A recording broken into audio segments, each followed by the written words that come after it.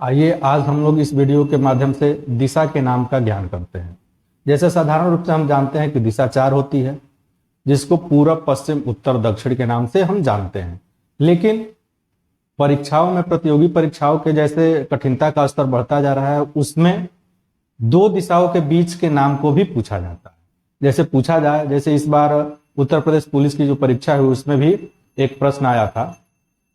तो जैसे वह प्रश्न था कि उत्तर और पूर्व के मध्य की दिशा को हम क्या कहते हैं।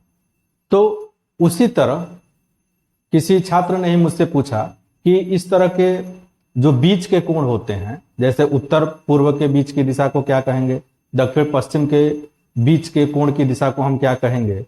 तो इस तरह आइए हम लोग इस वीडियो के माध्यम से उस दिशा के नामों को जानें। तो जैसे हम जानते हैं कि किसी पुस्तक में व्हाइट बोर्ड पर, ब्लैक बोर्ड पर जहां भी हम लिखते पढ़ते हैं, वहां जो दिशा का क्रम होता है, ऊपर की ओर उत्तर होता है, नीचे की ओर दक्षिण होता है, दाहिने हाथ की ओर पूर्व होता है और बाएं हाथ की ओर पश्चिम होता है। इस तरह दिशा का ज्ञान हम करते हैं। तो देखें, ऊपर की ओर उत्तर दक्षिण, दाहिने हाथ की ओर पूर्व और बाएं हाथ की ओर पश्चिम दिशा यह है। तो जैसे एक क्रम बना लिया जाए, यदि कि जो घड़ी जैसे चलती है, दाहिने की ओर से वह अपना घुमाव करती है, और इस क्रम में यदि हम दिशा को देखें तो यहां से शुरू करें उत्तर पूर्व, उत्तर पूर्व की दिशा को हम ईशान कोण कहते हैं।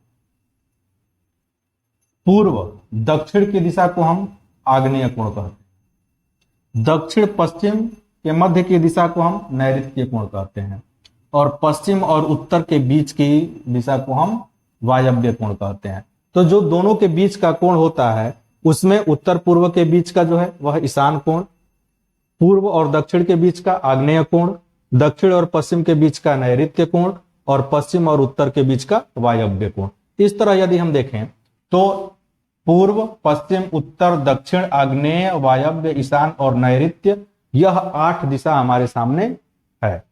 तो इस तरह हम कह सकते हैं कि यह 4 दिशा और उसके बीच के कोण सब मिलाकर 8 दिशा होती है। लेकिन इसमें एक दिशा और होता है जो ऊर्ध्व, ऊर्ध्व का मतलब ऊपर, यह 9वां दिशा है, और एक है अधः, अधः का मतलब नीचे,